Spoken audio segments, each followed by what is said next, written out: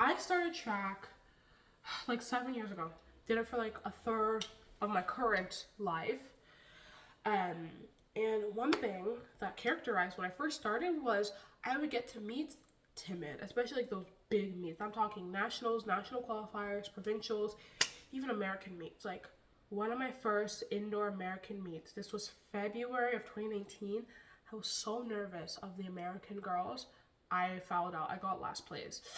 And I remember like this was one of my first American outdoor meets, which was June of that 2019, later in the year. What did I do then? I threw way below my average because I'm a hammer thrower. I used to be a hammer thrower, and I was just so scared. I was so scared.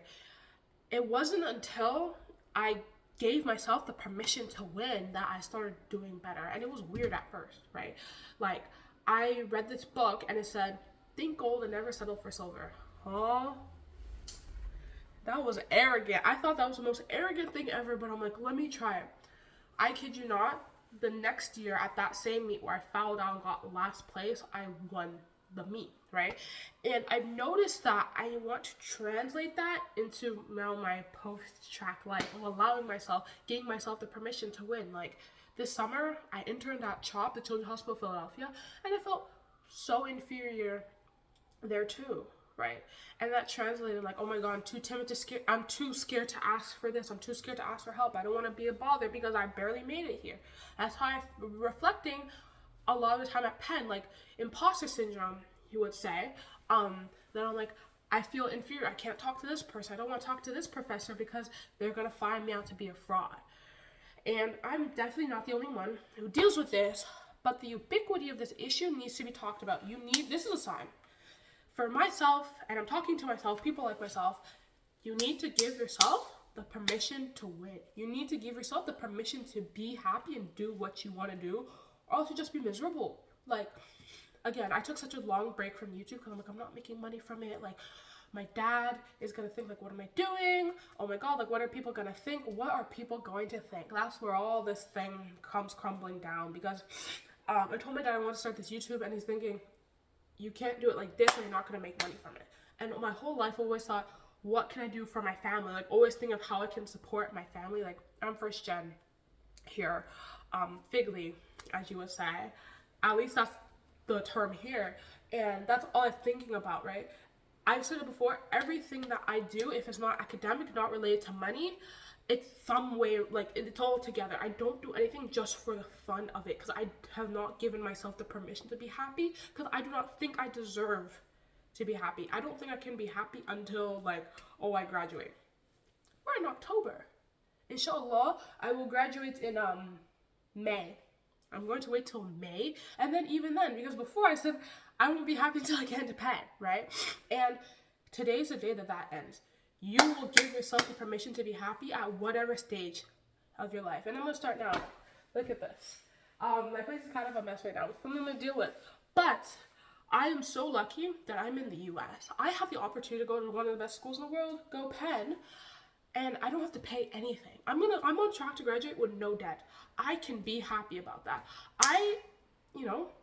And I've been going through a bit of what they would call a depressive episode, but I am so thankful to God that I am able to get out of bed and do this, right? My hair's not the best, but God gave me the money to be able to afford to do my hair and to even worry about my hair in this sense, I'm going to go and roast potatoes and like make mashed potatoes, like I can afford my light bill. I can be happy over these things, right? And the reason why I'm saying this is I'm just letting life pass me by.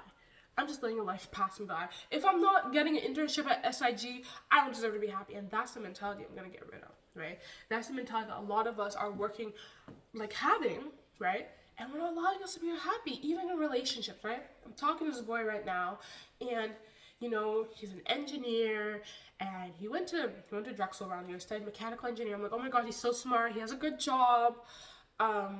If he finds out anything about me, and I'm not letting myself be happy, and I'm actually experiencing, okay, this might not be the correct term, anticipatory grief, regards to, oh my god, we're gonna break up, when he finds out that I'm like XYZ, and I'm not allowing myself to be happy and be like, he likes me. Go to sleep, right? Just end of story, period. I'm interning at CHOP because they wanted me there. They would have let me go a long time if they didn't want me there, right? I am at Penn, one of the hardest schools in the world, right?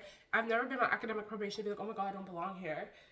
And even despite everything that happened, I'm still back here. And I am allowed to be happy about it. Doesn't matter what I've been through, I will allow myself to be happy about it. And even in the same sense of like, allow yourself to win. Stop putting more barriers than there needs to be, right? With me and this class thing, after thinking about it, I was like, because I'm, oh my God, I added this class late, and like, oh my God, like, I'm not good enough, oh my God, this, oh my God, that. It all stems back to me thinking I'm not good enough to take up space, so I make myself small, right? I think, oh my God, everyone's gonna be looking at me, this or that. It's time for that to change, right? I'm talking to myself as I am saying this.